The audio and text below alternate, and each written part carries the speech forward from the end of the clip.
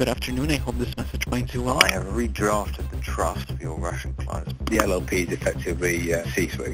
Can you kindly make sure that this goes as quickly as possible? Yeah, this is confidential. They would take their Bermuda company and redomesticate and the driver's tax reason. Bye.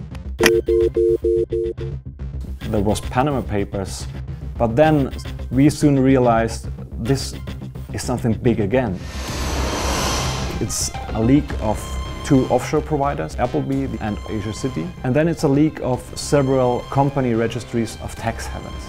The documents speak for themselves. They expose the offshore deals of more than 120 politicians and world leaders, from the Queen of England's investment in a company accused of preying on poor families to U.S. Commerce Secretary Wilbur Ross. I intend to be quite scrupulous about recusal in any topic where there's the slightest scintilla of doubt. The investigation reveals that Navigator, a shipping firm in which Ross holds a stake, has been making millions of dollars from its business with Sibor, an energy company co-owned by the son-in-law of Russian President Vladimir Putin and two Russian oligarchs. We're seeing some of the biggest corporations in the world, Apple. We don't depend on tax gimmicks. A year after that hearing, Apple responded to new laws on tax avoidance with a new strategy that allows it to keep paying ultra-low tax rates.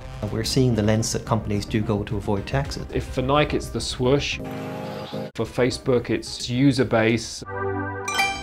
US companies, they've taken this commercially smart move to park their intellectual property in offshore or stateless entities.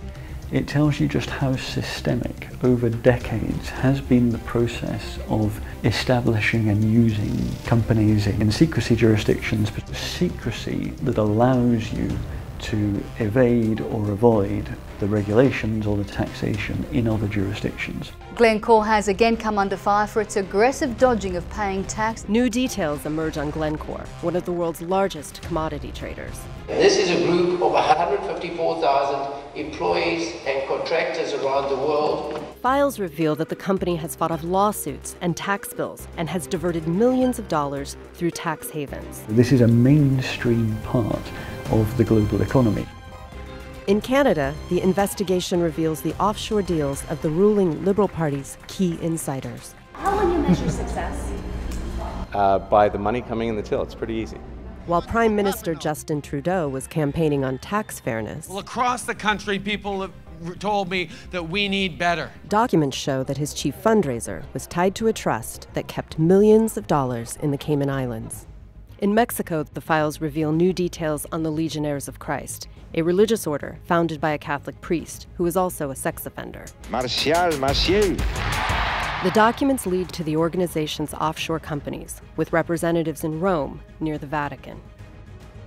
In Europe, the ultra-rich have been exploiting the Isle of Man's lax rules to register multi-million-dollar jets. They need to touch down on the island only for a couple of hours to avoid consumption taxes for good. In Africa, Mauritius is an island once known for its sugarcane production.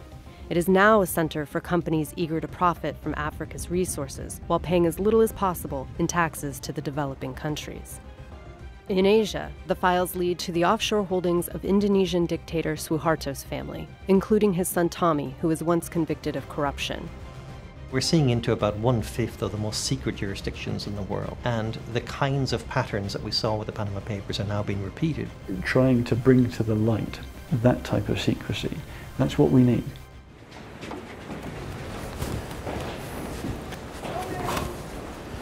Morning, ma'am. We're with the International Consortium for Investigative Journalists.